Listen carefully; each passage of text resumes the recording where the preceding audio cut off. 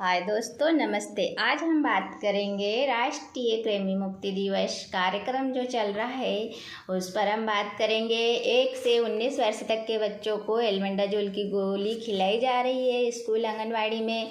तो हमें उस बच्चे को क्या क्या निर्देश देना चाहिए, उससे क्या सवाल पूछना चाहिए, अब हम जानते हैं। गोली खिलाने से पहले साफ पानी से हाथ धोए। गोली खिलाने के बाद भी साफ पानी से हाथ धोना ज़रूरी है।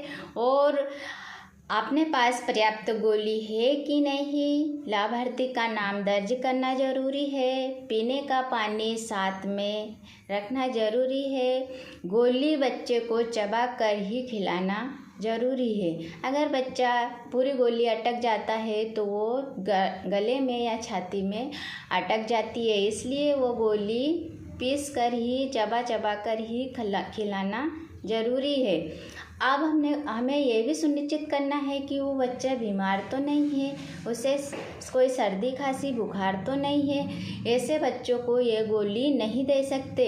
अगर उसे सर्दी खांसी है तो वो बच्चा जब ठीक होगा तब उसे ये एल्बेंडाजोल की गोली खिला सकते हैं। अगर कोई बच्चों में जैसे कृमि का कोई कीटाणु हो तो उस बच्चे को ये गोली खाने के बाद दुष्प्रभाव भी हो सकता है। उसे उल्टी, दस्त, सिर दर्द ऐसी शिकायतें हो सकती है। तो हम ऐसे बच्चों को एक साफ जगह पर लिटाएंगे जहाँ अधिक हवा चलती हो, और अपने गांव में आशा कार्यकर्ता, एएनएम दीदी, इन्हें सूचना देना है और 108 गाड़ी को भी बुलाकर हॉस्पिटल ले जाना है। क्योंकि उस बच्चे में कोई से भी ऐसे दुष्प्रभाव दिखे तो अपने को ये सावधानी बरतनी ज़रूरी है। अब हम जानते हैं कि कृमि नियंत्रण की दवाई खाने के साथ साथ संक्रमण की रोकथाम के लिए हमें क्या क्या सावधानियां बरतनी चाहिए। हमें सबसे पहले तो 6 साल से ऊपर वाले बच्चों को जब स्कूलों में गोली खिला रहे तो उनके हाथ के नाखून देखना है कि नाखून बच्चों के छोटे होना ज़रूरी है।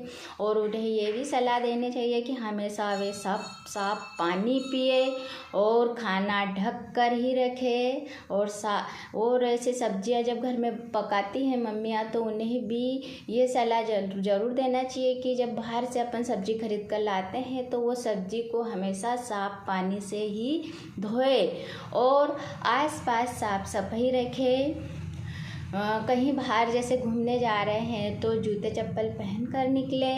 खुले में शौच ना करें। अपने हाथ साबुन से अच्छी तरह से धोएं।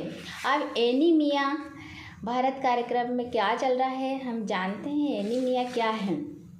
एनीमिया में क्या क्या कमियां हो सकती है?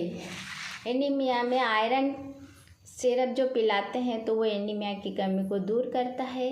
तो सिर्फ एनीमिया बचाव से एक सिरप पिलाई जाती है। अब इसके क्या क्या लक्षण हैं? बच्चों में एकाग्र जिससे पढ़ाई खेल कूद में अधिक अच्छा मन लगता है। आयु अनुसार उसका शारीरिक बढ़ाव होता है, शरीर की वृद्धि विकास होती है, स्वस्थ और मजबूत बच्चे के बाल भी होते हैं। अब इसमें पोषण क्या है? पोषण भी बहुत ज़रूरी है। तो अपन बच्चे को क्या खाना खिला सकते हैं? अपने घर में क्या क्या सब्जियां, क्या क्या दालें हो सकती है? तो अपने को उस बच्चे को खाने में गुड़ भी देना चाहिए और सोयाबीन जैसे दाने भी आटे में डालकर खिलाना ज़रूरी है। काले चने खिलाना चाहिए। छिलकेदार दालें, उड़द, मूंग की दालें भी देना ज़रूरी है। और सब्जियों में भी बहुत सारी सब्जियां हैं जैसे पालक है, मेथी है, सरसों है, ऐसे बहुत सारी सब्जियां हैं, ये बच्चों को अपन खिला सकते हैं। क्योंकि ये बच्चे में जो भी शरीर में एनीमिया की कमी रहती है उसको दूर करते हैं। अब हम जानते हैं कि शरीर में आयरन स्तर का पता कैसे लगाया जाता है। ये पता हमें नज़दीकी स्वास्थ्य केंद्र जाकर डॉक्टर द्वारा जांचें होती है, या आपके गांव में एएनएम दीदी, सीएचओ दीदी, आशा कार्यकर्ता रहती है, उसके पास भी आप जाकर ये एनीमिया की जांच करवा सकते हैं। और एनीमिया के लक्षण क्या है? एनीमिया के लक्षण ये है कि आँखों या नाखून या हथेलियों में लाली माँ का दिखना, जैसे अपने हथेलियाँ भी लाली माँ का दिखना रहता है, सफ़ेद पड़ जाती है, बार बार बच्चा बीमार पड़ता है, खेल कूद में उसका मन नहीं लगता है। ये एनीमिया के लक्षण है। बच्चा जब कमज़ोर रहता है तो वो चिड़चिड़ा सा हो जाता है। तो इसलिए हमें ये नज़दीकी हॉस्पिटल में जाकर जांच जरूरी कराए। अपने गांव में जो भी डॉक्टर, आशा कार्यकर्ता, एनएम, सीएचओ दीदियाँ आती है, उनसे एनीमिया का आप पता लगा सकते हैं। पता लगाने के बाद हमारा बच्चा एनीमिया से बच सकता है, क्योंकि हम उसे समय समय पर पौष्टिक आहार दे सकते हैं।